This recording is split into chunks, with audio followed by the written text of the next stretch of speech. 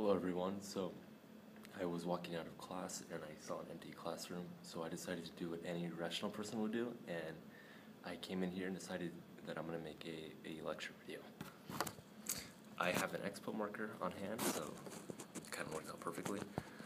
This video is not intended to be funny, as though my other ones were, but this is a framework that I kind of have thought of for a long time, so I just wanted to share this with you.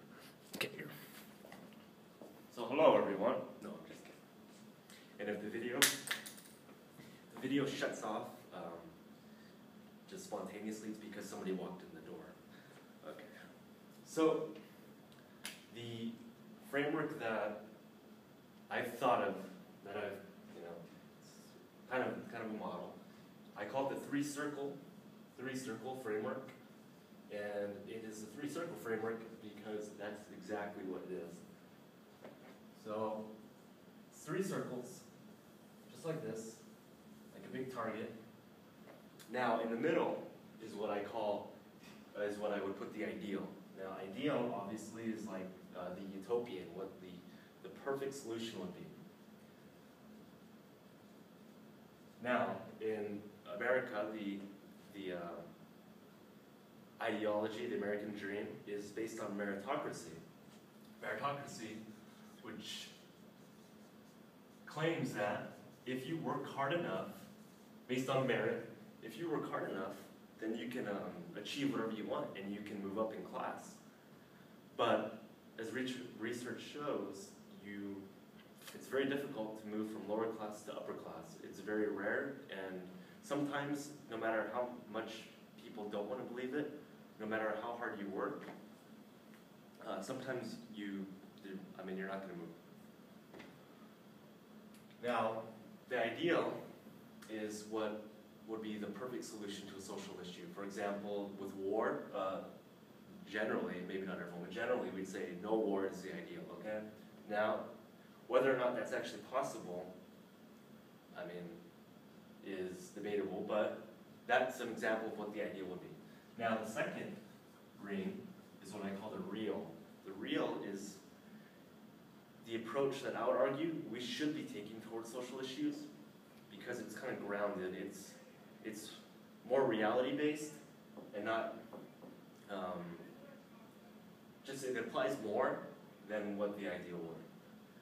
Now, the last ring is what I would call the most popular ring, the one that's repeated over media, just becomes popular opinion, popular belief, and this is what I call the false ideal. Now, though the false ideal may be aimed at going for the ideal, it may have good intentions, it's more harmful and less progressive than the real. Now, let me take a maybe social issue and apply it so that you can kind of understand a little better. Marijuana. The legalization of marijuana, ideally, for a lot of people would say, no, we don't want marijuana in our society. We don't want people using that. We don't want our kids around it. The real would say, well, you can tax marijuana. It's maybe less dangerous than drugs, such as alcohol. There's my marijuana leaf. Okay, they say, well, marijuana is actually less lethal than alcohol, which kills people more so. And what's the worst that can happen is someone is passing out in their room from too much weed. Now, I'm not saying marijuana is safe. I'm not saying that it's a good thing to use, but that's what a real approach would say. Now, the false ideal, which is the one that dominates, is that, no, we don't want marijuana, so we want to aim at banishing it for everyone, and now that we've legalized it, made it illegal, now we're going to criminalize people for it, even though it's a victimless crime. We're going to fill our jails with people who sell drugs, such as marijuana. We're going to implement the 3 strikes policy, where now if you use marijuana as your 3rd strike, you're a felon, kind of all that. So, the false ideal is aiming for the ideal, but most of the time it's unrealistic. So sometimes it may be better to settle for the real. Look at prohibition.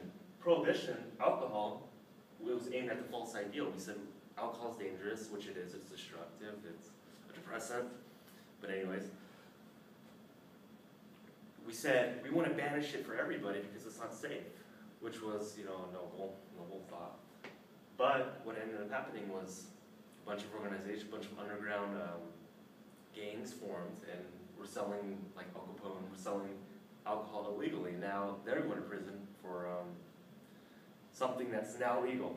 Then we moved into the real with alcohol. We went from the false ideal to the real, and we said, well, banishing alcohol is not really feasible. We can't really do that. So we'll tax it.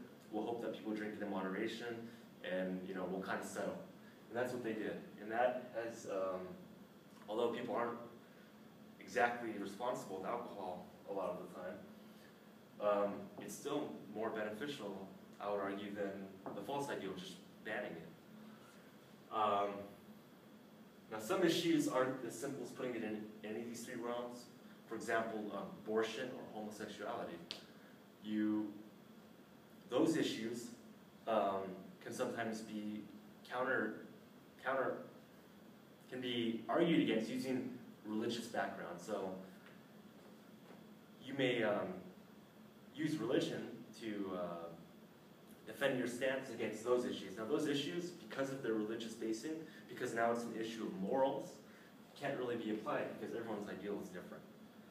Now, everyone's ideal is different with all of these, but from a general sense, I think people would agree that, we wouldn't want prostitution.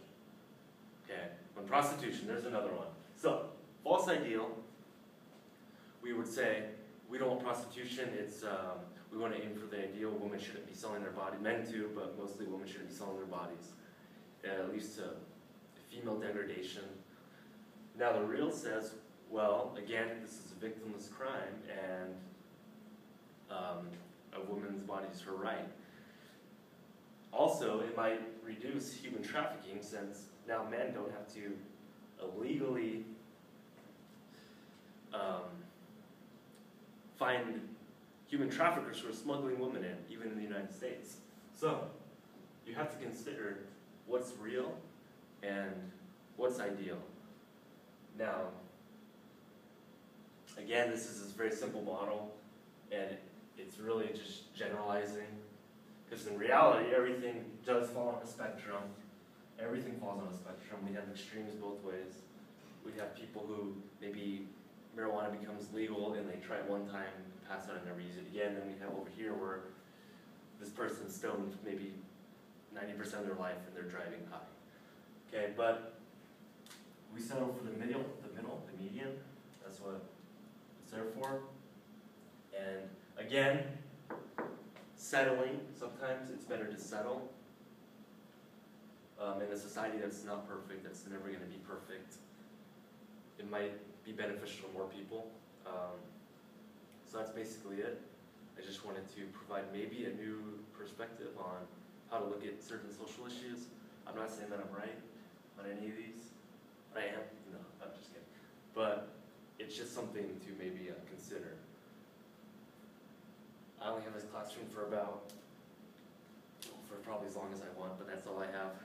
So thank you for listening to this whole thing. I hope you enjoyed it. I feel like I should take advantage of being in this classroom all by myself, but I have nothing else. You passing notes back there, Jonathan?